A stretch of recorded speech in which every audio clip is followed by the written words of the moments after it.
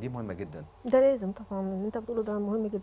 طب عارف يا رامي مثلًا إحنا دلوقتي لو وصلنا لدرجة سِت عايزة تتطلّق، فأنا عايزة أقول لها إيه بقى دلوقتي، بُصّي أنتِ دلوقتي وأنت شوف معايا الكلام ده صح والّا لأ، أنتِ ليكِ 3 رصيد عند جوزِك اللي أنتِ معاه دلوقتي، إمم. أنتِ ليكِ عنده العِشرة، ليكِ عنده الولاد، بيحبِّك عشان أنتِ في عِشرة، أنتِ متخيّلة هو عمل الجريمة البشعة أيًا كانت الجريمة اللي هو عملها، وهتسيبيه؟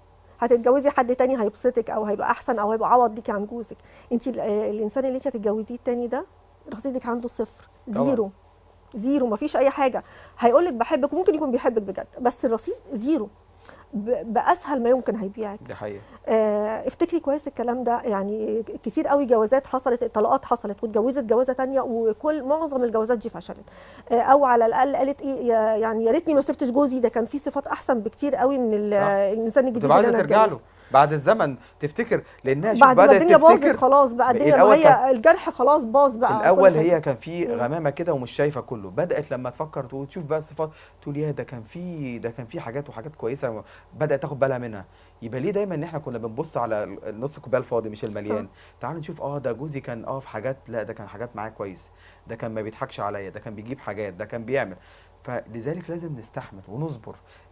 امتى نوصل للطلاق؟ ما يكون خلاص الموضوع بلغ مداه، لكن طالما فصبرا جميلا، اصبر، جايز يكون فيها وفيك. وهي فاكره ان هي كمان هتتجوز حد احسن، يعني انت بتقول تصبر، طب ما انت لو ضامنه تتجوزي حد احسن اوكي يلا ماشي، مم. لكن ده انت خبرات طويله. يعني يسرا لما اتكلمت دلوقتي، يسرا ما اتكلمتش من فراغ، يسرا اتجوزت قبل كده والسن والخبره طبعا. خلاها قالت ايه في الاخر، انت هتسيبي ده عشان واحد تاني انت فكرك فيه هتلاقي العيب التاني اقل من ده، بالعكس.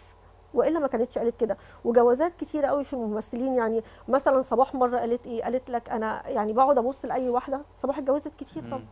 والاقي مثلا جوزها حاطط ايده عليها اللي هم الناس العاديين خالص البسطاء مم. ده، بتقول انا بحسدها، انا ما بيحصليش كده، جوزي ما بيهتمش بيا للدرجه دي، مم. مع اني اشوف جمالها وده وده. فيعني هو ممكن حد تشديه كجميله يحبك وكل حاجه، بس مش هتلاقيه احن عليكي من جوزك اللي كان معاكي طبعا قبل كده. شفت عاطفت مع الراجل، يبقى عشان يبقى تعرف ان واحد احنا واحد ان احنا ما بيننا. حياديين، لا لا لا، عشان يبقى هو تعرف ده الحل، يبقى الحياه. احنا كده وصلنا ايه للحل. طالما اتعاطفت انا مع ست، يبقى احنا الحلقه جابت المضمون اللي احنا عايزين او اوكي. الهدف اللي احنا عايزين نوصل له. مم. ما يبقاش ان احنا جايين بنتراشق مع بعض، انا دافع عن الراجل دافع عن الست. وصلنا في الاخر في حلقتنا النهارده ان انا بنقول ان الست ليها حقوق وهي بتقول الراجل ليه حقوق، كلنا لينا حقوق متبادله ولازم نيجي ونسمع لبعض، ولا ايه؟